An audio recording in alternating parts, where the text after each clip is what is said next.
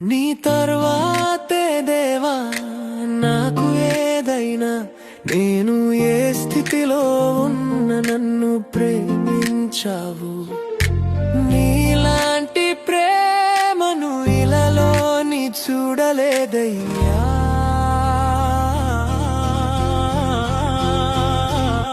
స్నేహితులందరూ దూరమైన వేళ నన్ను హత్తుకొని నిజమైన ప్రేమని జీవితంలో చూపించావు. నా రోజువారీ ప్రయాణంలో తోడుగా ఉండి సాతాను పెట్టి కీడుల నుండి తప్పించి నాకు విజయమనిచ్చావు.